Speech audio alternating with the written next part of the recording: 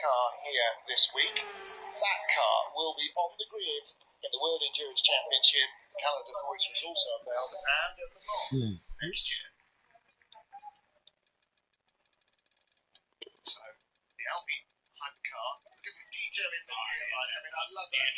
There's nothing about this car that is not absolutely drop-dead gorgeous. From the colour scheme to the little light details and my other cars, an Alpine A110, all of that, it's absolutely gorgeous. If it goes anywhere well, like it looks, it should be brilliant. There's even further in the future H2 concept from Total 2 Racing. We've already seen that we also demonstrated from Felicio with the H2 project. This is not combustion technology. Look, got stuck. I had to get out of my chair, but I didn't invalidate my lap.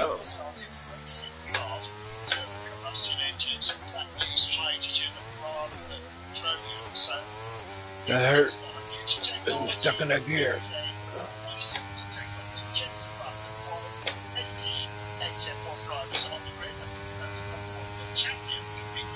I made a place on somebody.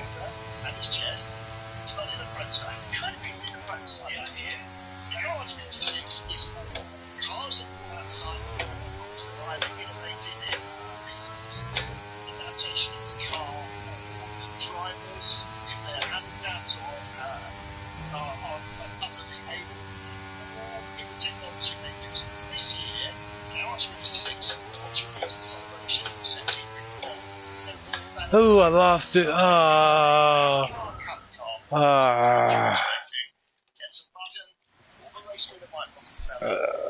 okay. It's okay. I started improving the lap. I'm not comfortable with my feet. For some reason, my feet just don't feel good today. Massive smile on his face. Whatever happens in the race, whole of Le Mans, 50 years after last being here, they've won. They've won so much here already. And now, I see me. and just roll the dice like everybody else. You can have the best car, you can think you've got the slowest car. Le Mans decides who gets the luck of the green and who doesn't. So, but genuinely, in this race, above all others, for every single crew on the grid, you could be on the podium. And there's not many sporting events where you can say from the extreme high end of the sort of ability and knowledge scale that is Toda there, the man behind the Toda name and the winner of the 2023 Smooth Le Mans Award in the centenary year of this great event, and he could not be more proud. I think we're about a 134 on this track. Has brought to this race over the last few years. They are desperate to defend that title, rightfully so. I'm naturally. Yeah, Brendan Hartley said, okay, we lost our string of consecutive pole positions here at Le Mans, but we're going to go out all guns blazing to try and win the race, you know.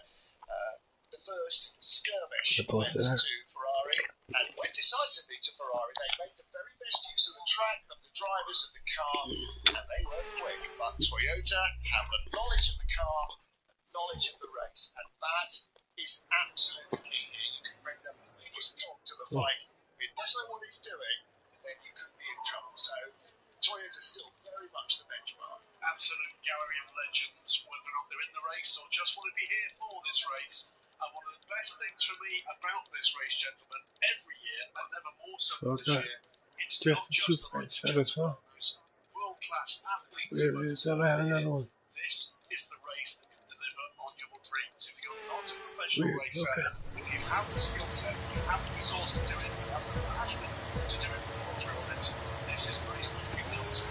That yard, I'll let the guys walk the race. One of the last member here, year 5 program. I'm sure you did there is my problem. He said he wanted to start to take on this race. I hope that he thinks he's huge, but in fact, I was the only first person ever. What happened back there? I'm sure we'll see Michael racing quite hard. It's not much you can see. He's been an excellent class of it. So there's so many people discovered the world. That's the key. See what's there. Still putting on the car. And good still to him as well, of course. Oh, come on, Ferrari. Are you kidding me? Are you kidding me? Really? Started by Antonio Giovinazzi, 60th place on the grid. 13 Tower Motorsports car with Ricky Taylor You gotta be kidding me. 777 D-Station Racing Aston Martin in the hands of Clyde. Right. Failing to set times in qualifying. One other slight change is the Garage 56 Hendrix Motorsport Camaro will start behind LMP2 but in front of all the GTE Adam cars. It's about 6 seconds a lap quicker. So for safety reasons, instead of starting it on the back row, they decided to start it ahead of the cars that it's faster. With the fry? It's slightly slower than Tiana from the team manager from Kessel Racing. Famously, she was I thought it was with the Austin. I thought it was with the fry, but it's with the Austin. Okay. It's Alberto. Okay, my bad. She's You still in the race? absolutely stunning individual. Happy people on that crew, as there are on all 62 crews here. This is the pinnacle of ambition, not just for the drivers, remember, but for the team members as well. Huge pride on that grid. And it's an enormous undertaking. It's a bit like being a downhill skier. The only people that are likely to upset your race are yourselves. Everybody else has got their own race to get on with and their own plan.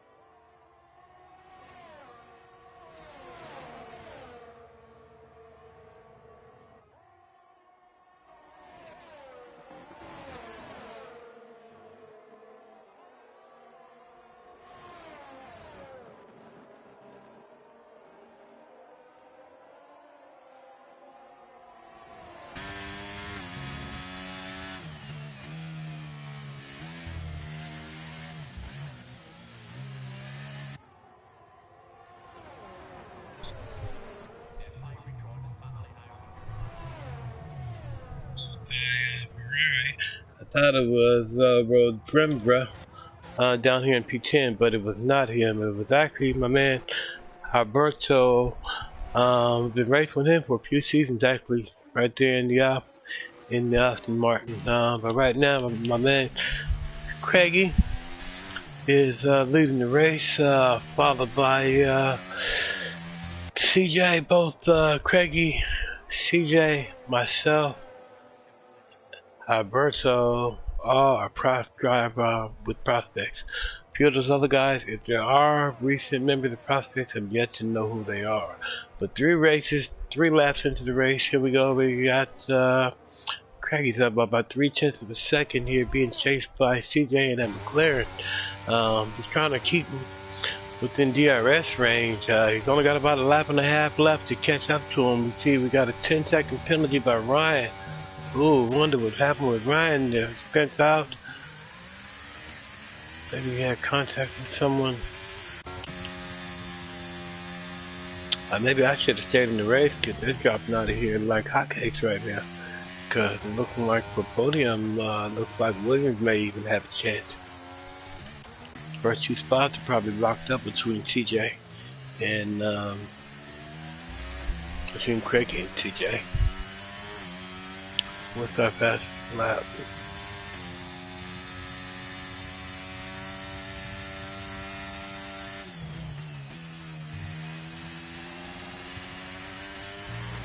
Fastest lap is Craigie with the 132.4.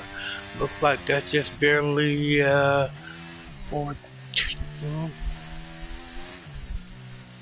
200th of a second above the McLaren. Another 2-second penalty by Ryan. Ryan is really struggling. I'm surprised he's staying in the race. He's not staying in the race. He's all out. I should have stayed in the race. But nope, I was embarrassed and I just ducked out of there.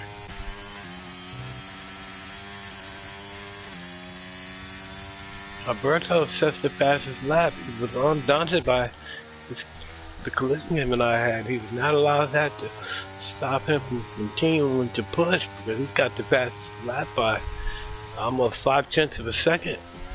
Well over 5/10 of a second.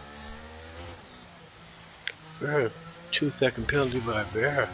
That's going to put him in close to having, what is this kind of suspension look like here? Alright, so Quincy with the 5-second penalty. So that puts him essentially about 10 seconds behind Alberto for 6th place. Looks like the 2-second penalties of Hector and Rivera are kind of whitewashing each other, but only a lap left with 12-second lead on Rivera. It looks like the podium position is going to be locked in. Craig's going to be able to finish this race off without a hitch. Thus far, unchallenged in the Red Bull. Kind of like how Red Bull did today, really.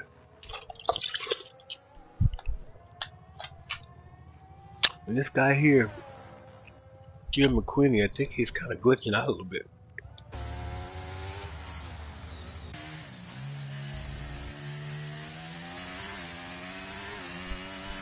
Craig looks nice and smooth in the Red Bull. Still sitting on the fastest lap? No, that's right. Alberto's got fastest lap.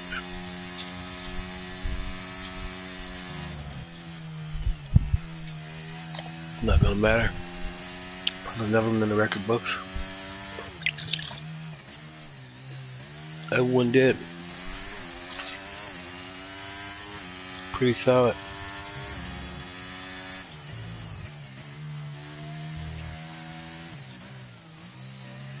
Considering most was raced in Brazil here the last, I'm sorry, in France here the last couple of days.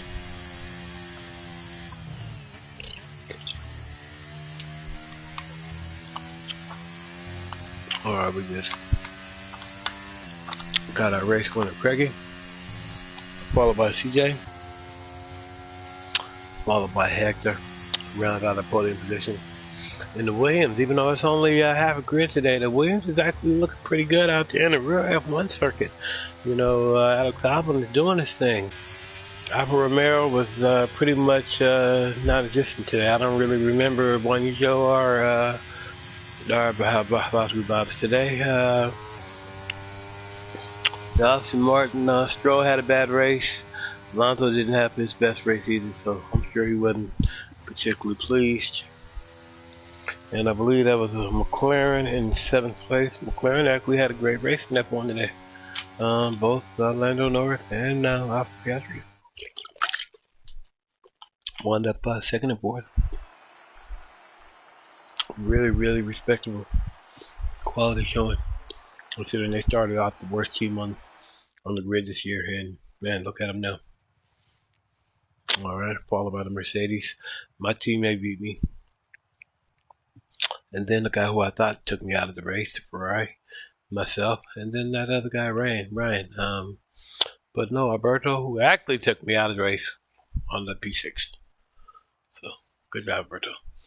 Any Americans? Me and whoever this guy, DC3 USA. Never raced with him before. Kid my apple.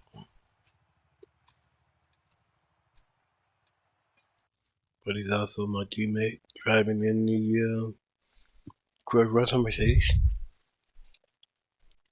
So I'm going to go ahead and end this broadcast and get ready for the next circuit.